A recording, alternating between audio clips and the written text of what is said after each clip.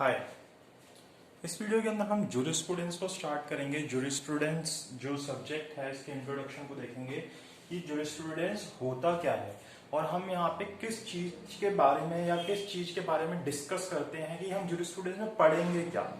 तो वो सारी चीजें समझते हैं। सबसे पहले जो जूरिस्प्रूडेंस वर्ड है इसका मतलब क्या होता है, तो देखिए जो जूरिस्प्रूडेंस था जिसको हिंदी में न्याय शास्त्र बोलते हैं, ये एक लैटिन वर्ड है। जूरिस्प्रूडेंस हम सबको पता है। ये सबसे पहले कहाँ पे इसको शुरू किया था पढ़ना, रोमन जूरिस्ट ने इनको पढ़ना शुरू किया था। अभी जो लैटिन वर्ड है इसका मतलब क्या होता है, legal knowledge. Juris means legal और प्रूडेंशिया मीन्स नॉलेज, तो हम इसको नॉलेज ऑफ लॉ भी बोल सकते हैं।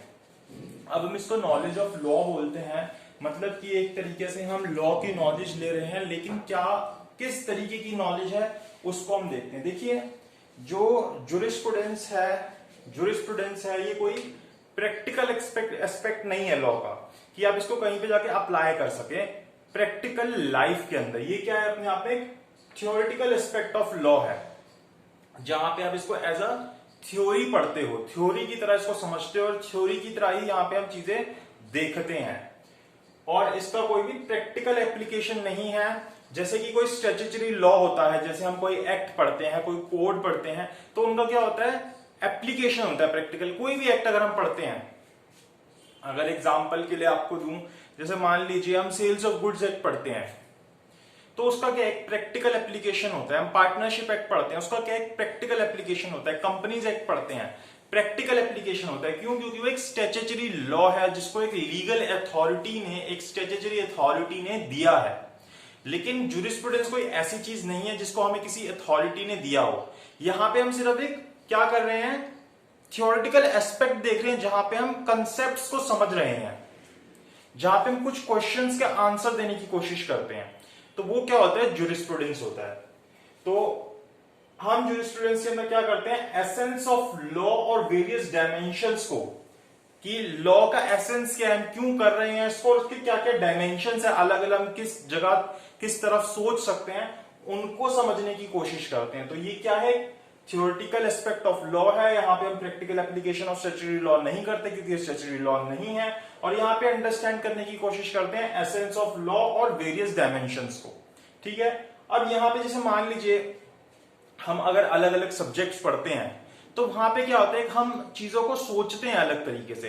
जैसे मान लीजिए कि ज्योग्राफी अगर हम पढ़ते हैं या इकोनॉमिक्स अगर हम पढ़ते हैं, तो वहां पे हमारे पास जियोग्राफिकल थॉट्स होते हैं, इकोनॉमिकल थॉट्स होते हैं। जैसे ज्योग्राफी में आप देखोगे कि कोई चीज कैसी है, हम उसको उसके नाम देते हैं, हम उसके बारे में एज अ थ्योरी पढ़ते हैं उसको, कि एक रिवर जा रही है तो हमने एज अ रिवर नाम दिया, रिवर जाएगी फिर वो डेल्टा बनेगी। तो ये हमने सब क्या किया, थ्योरेटिकल एस्पेक्ट देख रहे हैं हम उसको। इसी तरीके से इकोनॉमिक्स के अंदर हम जीडीपी पढ़ते हैं क्या होती है, और अलग अलग तरीके की थ्योरीज पढ़ते हैं क्या होते हैं, यूटिलिटी थ्योरी पढ़ते हैं, अल्ट्रेरियन थ्योरी, तो अलग अलग चीजें वहां पे हम देखते हैं इसके अंदर। इसी तरीके से जब हम लीगल थॉट्स की बात करते हैं, जब कोई लीगल थॉट्स अपने माइंड में लेके आता है, लीगल थॉट्स को सोचता है, तो वो क्या होते हैं, उसी सब्जेक्ट को हम क्या बोल देते हैं, जूरिस्प्रूडेंस बोल देते हैं। अब जैसे यहाँ पे किन किन क्वेश्चंस को हम डील करते हैं, कि किस किस तरीके के क्वेश्चंस यहाँ पे आंसर किए गए या किए जाते हैं जूरिस्प्रूडेंस के अंदर, जैसे लॉ क्या है, तो अभी हम इसको समझेंगे भी। ये जो क्वेश्चंस हैं जिनके आंसर्स दिए गए जूरिस्प्रूडेंस के अंदर, उनको हम समझेंगे। व्हाट इज लॉ, लॉ है क्या, तो लॉ की डेफिनेशंस देखेंगे अलग अलग जो स्कूल्स ने दी। उसी तरीके से क्यों लॉ एग्जिस्ट करना चाहिए, हम क्यों लॉ के बारे में पढ़ रहे हैं, है ही क्यों लॉ, ये चीज भी हम देखेंगे। और nature and purpose of law क्या है, कि उसका नेचर क्या है लॉ का, उसका पर्पस क्या है, क्यों लॉ को बनाया गया। तो अलग अलग जूरिस्ट ने अलग अलग तरीके से इन क्वेश्चंस को आंसर करने की कोशिश करी। ऐसी what are rights and duties, rights and duties का मतलब क्या होता है। हम कोई एक्ट पढ़ते हैं, वहां में वो बता देता है कि राइट्स क्या होती है, ड्यूटीज क्या होती है, लेकिन मतलब क्या होता है राइट्स एंड ड्यूटीज का, उसको हम समझेंगे जूरिस्प्रूडेंस में। ऐसी ऑनरशिप एंड पोजीशन का मतलब कि ऑनरशिप क्या होती है, किसी चीज का पोजीशन क्या होता है, दोनों के बीच में डिफरेंस क्या होता है। तो इस तरीके के कंसेप्ट्स को हम जूरिस्प्रूडेंस के अंदर कवर करते हैं। सोर्सेज ऑफ लॉ क्या होते हैं, कहां से लॉ आता है, कि किस किस तरीके से लॉ बनता है, तो ये सारी चीजें जो है जूरिस्प्रूडेंस के अंदर आती हैं। जैसे अगर हम देखें तो हम क्या कर रहे हैं जूरिस्प्रूडेंस के अंदर, इंक्वायरी एंड इन्वेस्टिगेशन कर रहे हैं, या इंक्वायरी और इन्वेस्टिगेशन कर रहे हैं, मतलब कि इंक्वायरी या इन्वेस्टिगेशन में से कुछ कर रहे हैं। किस चीज की इंक्वायरी या इन्वेस्टिगेशन कर रहे हैं?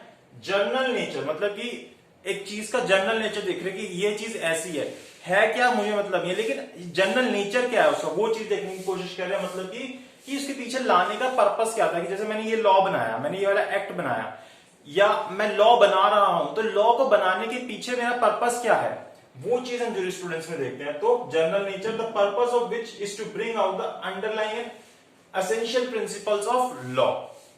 और अगर हम स्टैट्यूटरी लॉ के अंदर जाते हैं, जैसे कि कोई टिपिकल लीगल सब्जेक्ट पढ़ते हैं, जैसे मान लीजिए हम कॉन्ट्रैक्ट एक्ट पढ़ते हैं, तो क्या कर रहे हैं हम वहां पे किसी पर्टिकुलर लीगल रूल्स की स्टडी कर रहे हैं। जैसे अगर कॉन्ट्रैक्ट एक्ट देखोगे तो कि फ्रॉड क्या होता है, इसी तरीके से कॉन्ट्रैक्ट कब बनता है, कॉन्ट्रैक्ट जब बनता है तो जो कॉन्ट्रैक्ट करता है, प्रोमिसर प्रोमिसी, उनकी आपस में लायबिलिटी, राइट्स क्या होते हैं, ड्यूटीज क्या होती है, वो हम कॉन्ट्रैक्ट एक्ट में पढ़ते हैं।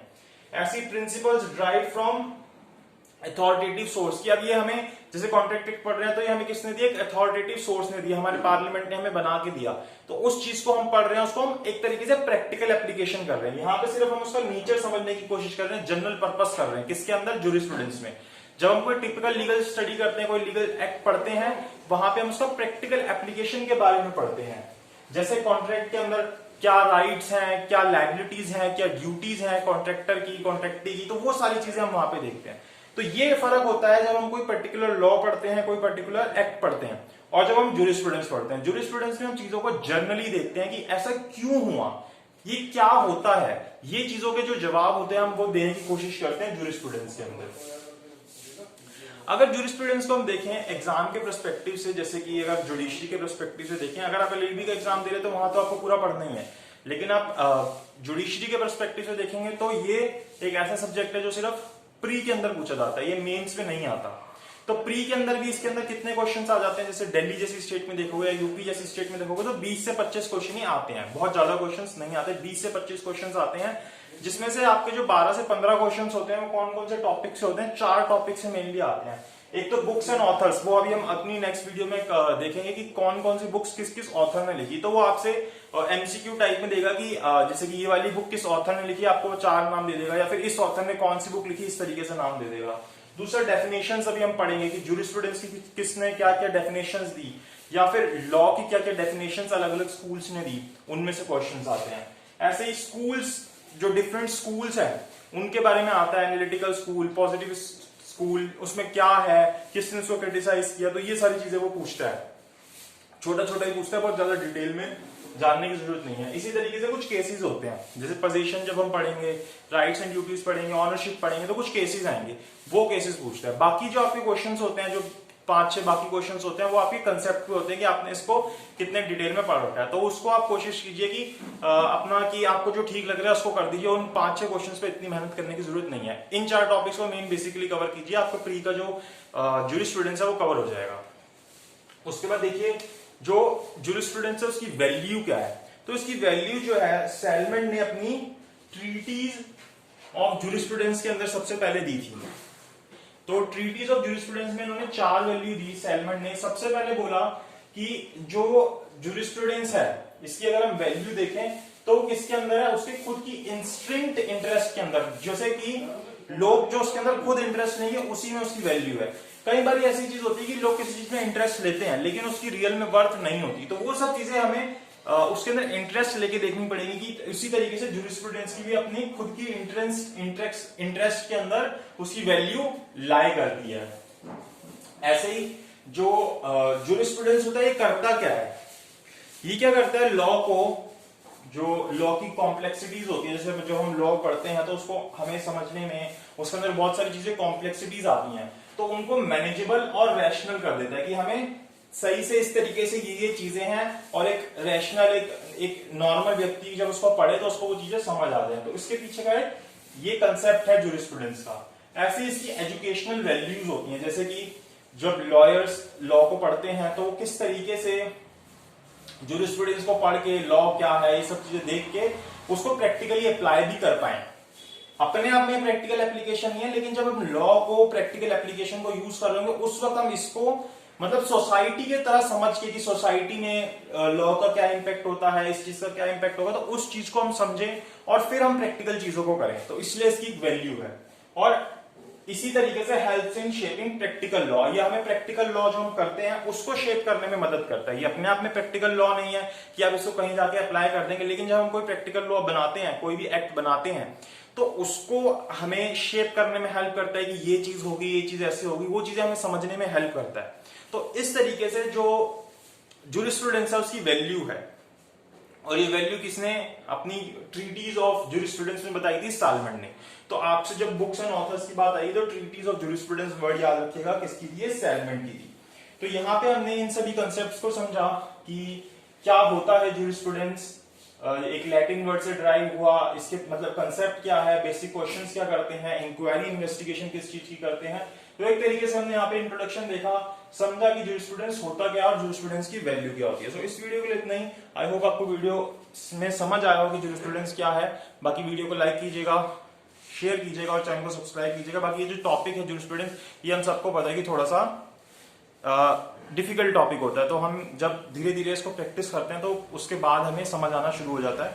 बाकी आप एग्जाम के पॉइंट ऑफ व्यू से, अगर सिर्फ आप जुडिशरी के पॉइंट ऑफ व्यू से देख रहे हैं, तो बहुत बहुत ज्यादा इंपॉर्टेंट टॉपिक नहीं है ये जूरिस्प्रूडेंस अपने आप में। बाकी अगर आप लॉ के एग्जाम्स दे रहे हैं, कोई और एग्जाम दे रहे हैं जहां पे आपको जूरिस्प्रूडेंस आता है, जैसे कोई एंट्रेंस टेस्ट दे रहे हैं, तो वहां पे फिर आपको पढ़ना पड़ेगा। सो इस वीडियो के लिए इतना ही।